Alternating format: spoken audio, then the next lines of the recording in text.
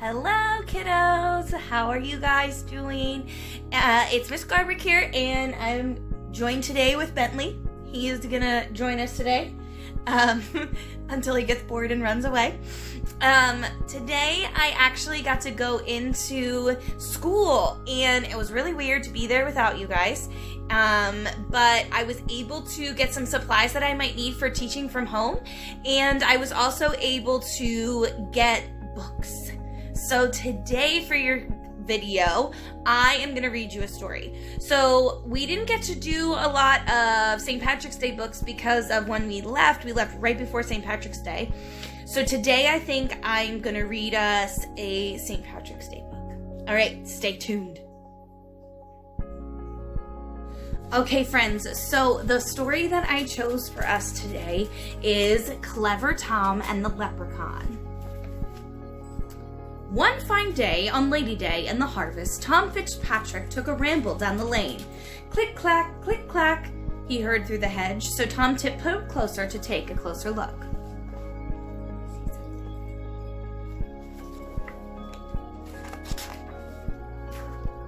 The clacking sound stopped when Tom peeped through the bushes, and in the shadow, what did he see? Why, a big gallon pitcher and a teeny tiny man with a brown leather apron and a three-cornered hat. Bentley's trying to be naughty. Stop. Up the small man climbed on his wee wooden stool and dipped his little piggin into the crock. When he settled down with his mug full beside him to hammer on the heel of a fairy-sized shoe. By the powers, thought Tom, it's a leprechaun. If I catch him and scare him, he'll give me his gold. Since I'm a clever fellow, that should be simple. Before the sun sets, I'll have my fortune made.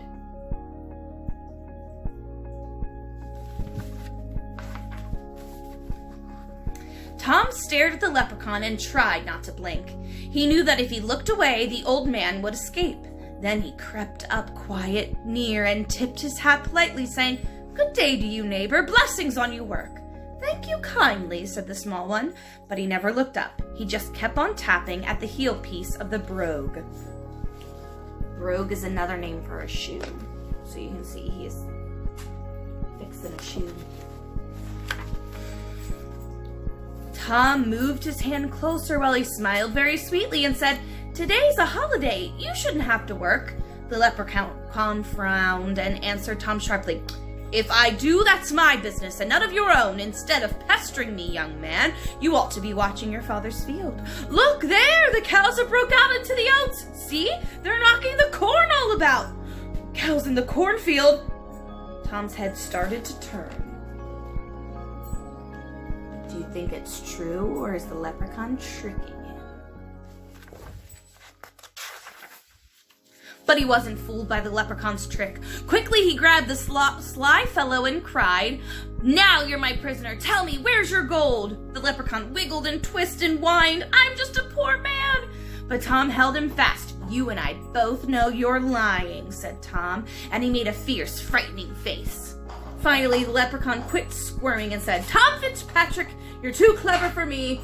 I see you are after my buried treasure, so I'll have to show you where it is hid."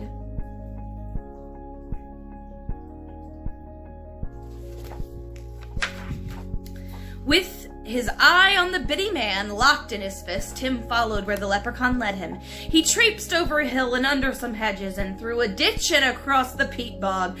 At last, when Tom feared he'd been hoodwinked,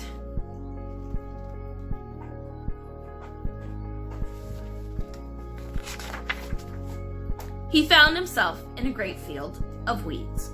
"Dig there," said the leprechaun, pointing to the bush. "Deep under that bolum is where I put my gold." "Thunderation," said Tom, "I need to fetch my spade. But when I return, I'll be lost. There are 40 acres of weeds here, and each plant looks just like the other one." What's he gonna do? Still watching the leprechaun, Tom figured out a plan. He tied his bright red garter to the bush. Swear, you old rascal, that you won't take this off while I run back to get my spade.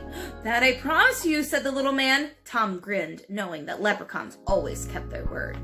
Now, since I've shown you where my treasure is, I don't suppose you'll need me anymore. No, said Tom. My fortune's made. You may go, and good luck go with you. Then goodbye, Tom Fitzpatrick, said the leprechaun. May you do much good with what you find. I think he's tricking him. Leprechauns are really sneaky. Away Tom ran as fast as he could run, figuring how he'd spend his gold, and then back he came with his shovel in his hand, back to the field of weeds. That's what a garter is.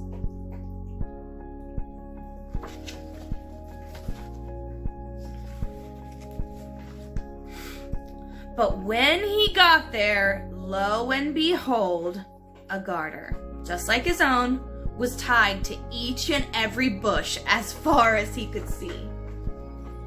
Oh boy. What's he gonna do? I told you that leprechaun was gonna trick him. Tom dug under each bullion until he thought he'd tied his garter, but nothing was buried under that bush, so he dug under another. And he dug to the east, and he dug to the west, and still he found no treasure. The harvest moon rose as he dug to the north, and it set as he dug southward. I bet he is tired.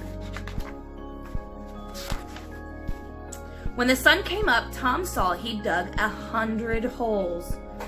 And tired, Tom Fitzpatrick knew he couldn't find that gold, so he gave up and he headed home. He looks pretty sad.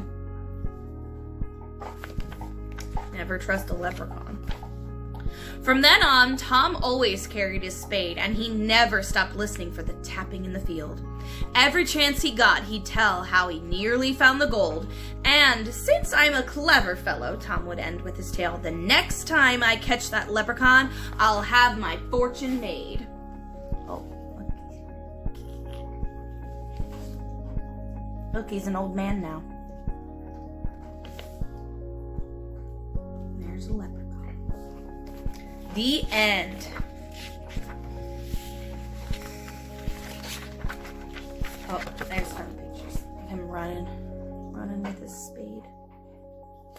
Well, friends, thank you for joining me for a story time, and I will be making another video later, tomorrow. I haven't decided if I'm reading a story or not. You'll just have to wait and see.